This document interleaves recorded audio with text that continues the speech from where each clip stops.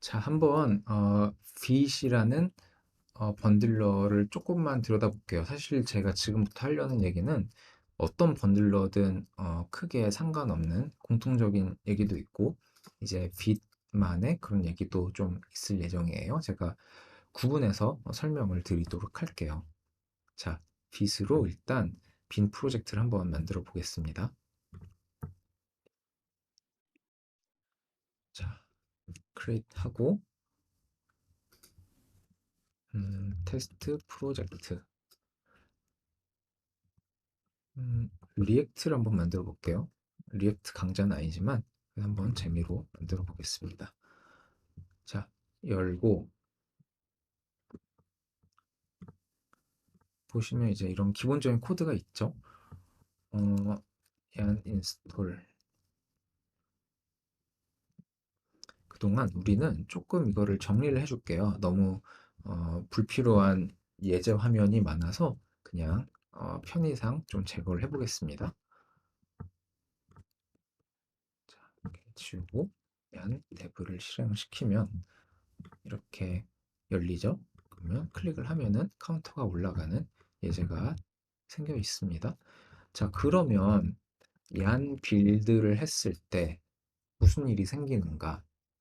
음, 디스트 폴더에 뭔가 빌드된 결과물이 생기죠. 어, 이거를 한번 살짝만 뜯어볼게요. 어떤 일이 생기는지 한번 보여드리고 싶어서. 우선 알아볼 수가 방금 없었잖아요. 그러면 미니파이라는 옵션을 찾습니다. 그러면 빌드 미니파이를 끌 수가 있어요. 자, 그러면 비트 컨피그에 가서 빌드 미니파이 펄스 이렇게 끄고 얀 빌드를 실행을 합니다. 자, 그러면 이 파일을 열어보면 아까랑 다르게 원본 그대로인데 이제 그냥 큰 파일이 됐죠. 자, 훨씬 보기가 좋아졌어요. 이제 어떤 번들러든 간에 이 미니파이 하는 게 그 번들링 하는 그 과정에 기본으로 껴있거나 아니면은 옵션으로 사용자가 넣도록 하게 돼 있기 때문에 뭔가가 미니파이 돼 있다라는 거는 또 무언가를 수정하면은 미니파이 안 되게 할 수 있다는 뜻입니다. 자, 그러면 이제 폴리필이 있고 중요치 않고요. 이렇게 쭉쭉 리액트 프로덕션 미니파이된 뭐 라이브러리가 이 파일에 그냥 통째로 다 들어가 있고 그러니까 엄청나게 뭐가 많죠.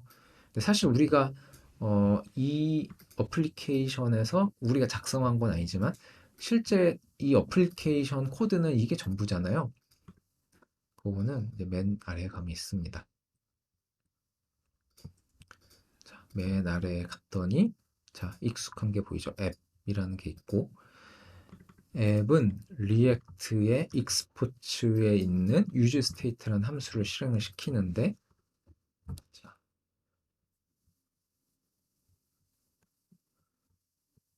그런데 보시면 이 리턴 하는 부분을 잘 보시면 아시겠지만 이 JSX라는 확장자는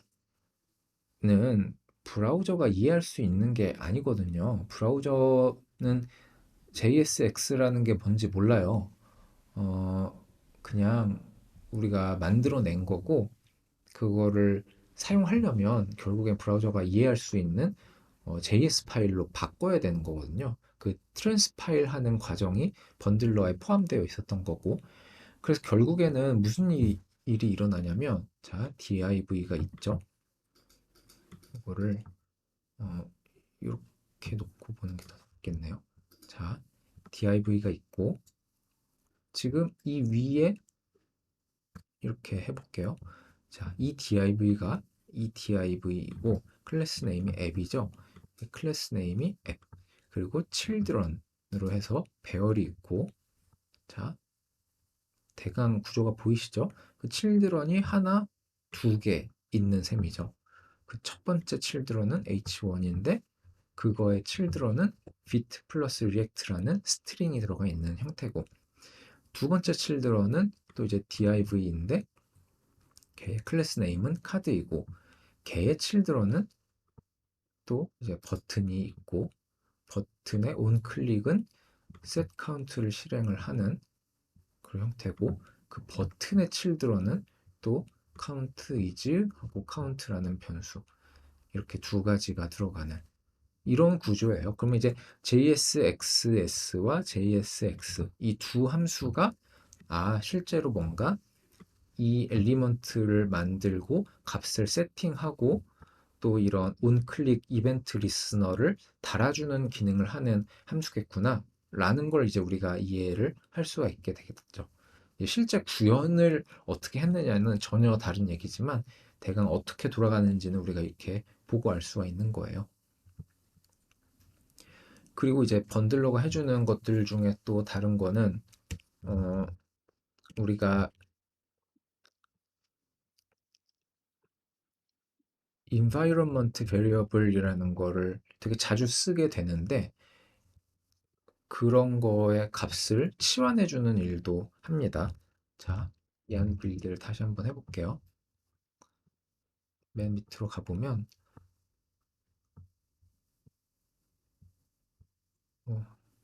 이 파일이 아니고 새로운 파일명으로 생겼죠.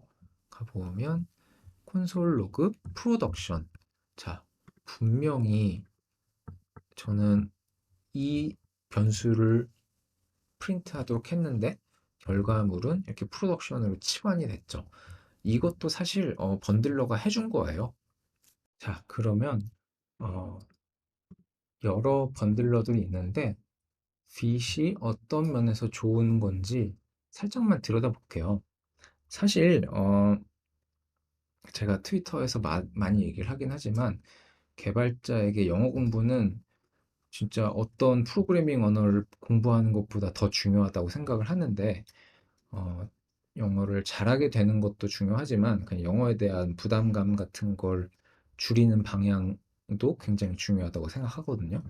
왜냐면은 제가 설명하려는 게 여기 다 써 있거든요. 저도 이걸 보고 배운 거를 요약해서 알려드리는 것뿐이에요.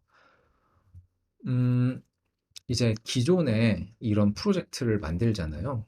프로젝트를 만들고 얀 데브 해서 엔터를 치게 되면은 이게 뜨기까지 굉장히 오래 걸렸거든요.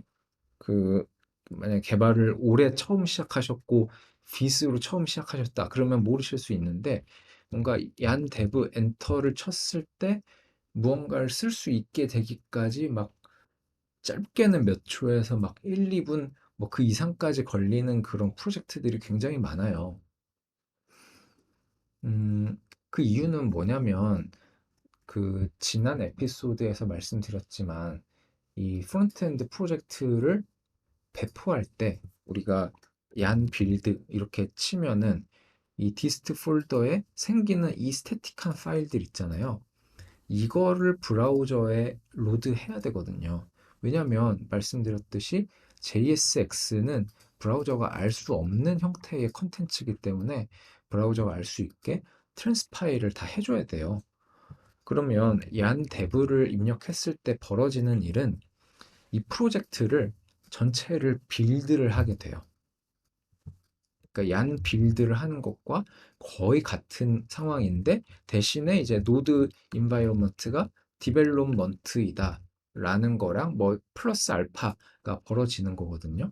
그러면 얀 데브를 실행시키면 모든 걸 다 한번 트랜스파일 해서 이 디스트의 컨텐츠가 만들어지고 그거를 띄워주게 돼요. 어, 당연히 느리겠죠? 오래 걸리겠죠? 그리고 이제 우리가 이거를 테스트를 하고 여기서 뭔가를 수정을 하면 그 해당하는 파일에 대한 걸 또 다시 부분적으로 다시 트랜스파일 해서 자동으로 이 화면에서 리로드하는 그런 일들이 백그라운드에서 돌아가게 되는데 이제 빛 같은 경우는 차이가 좀 있어요. 그러니까 슬로우 서버 스타트 문제를 빛이 좀 해결을 하는데 기존의 어, 기존의 그런 번들러 같은 경우는 엔트리 포인트가 있으면 모든 라우트를 다 돌면서 모든 모듈을 다 땡겨갖고 번들을 하게 되거든요. 그러니까 예를 들어서 페이지가 한 10개 있는 페이지다. 그러면 전부 다 한꺼번에 통째로 진짜로 배포할 때처럼 다 번들을 하기 때문에 오래 걸릴 수밖에 없어요. 근데 이제 빛과 같은 네이티브 ESM 베이스드 데브 서버라고 불리는 것들은 어떤 차이가 있냐면 이제 이 경로로 들어가는 순간 그런 순간 우리는 지금 그냥 리액트 앱을 해본 거지만 예를 들어서 Next.js라던가 뭐 이렇게 라우팅이 잘 되어 있는 그런 상황을 상상을 했을 때 우리가 예를 들어서 슬래시 about 이라고 들어가면 어떤 컴포넌트가 마운팅 되어야 될지 알 수 있잖아요. 그러면 그 컴포넌트에서 사용하는 것들만 추려서 실시간으로 서빙을 해주게 되는 거죠. 그렇다는 건 확실히 번들링 해야 될 것들이 적어지고 빠르게 실행할 수가 있게 된다. 그런 것들이 빛이 해결한 문제 중 하나고요. 핫 모듈 리로딩 HMR 같은 경우에도 어떤 번들러 같은 경우는 이제 우리가 app.jsx만 수정하면은 딱 이것만 트랜스파일 해서 브라우저에서 리프레시를 해주면 되는데 경우에 따라서 더 많은 것들을 한꺼번에 다 번들링 해야 되는 그런 좀 비효율적인 것들이 있었거든요. 이제 그런 것들을 많이 해결하였다라고 볼 수 있습니다. 그래서 이걸 한번 들여다볼까요? 네트워크 패널을 한번 리프레시를 해볼게요. 해보면 자 보시면 아시겠지만 되게 많은 파일들이 로드가 됐어요. 이게 한꺼번에 번들해서 로드한 게 아니고 사용되는 것들을 각각 로드를 한 거예요. 그 말인즉슨 그런 것들만 각각 리로드 할 수 있는 상황이 되었다라는 뜻이죠. 그래서 리액트 보이고 리액트 돔 보이고 앱 JSX인데 사실은 자바스크립트로 트랜스파일 된 버전. 자, 앱이라는 펑션 보이고 이런 것들 다 보이시죠? 자, 어, 이런 것들이 주어지고 index.css 이런 것들이 로드가 되게 됩니다. 자, 그러면 클리어하고 느낌표를 하나 추가를 해보죠. 그래서 저장을 자, 저장을 하는 순간 브라우저에서는 이 파일 하나만 리로드가 되고 이 느낌표가 붙죠. 이거는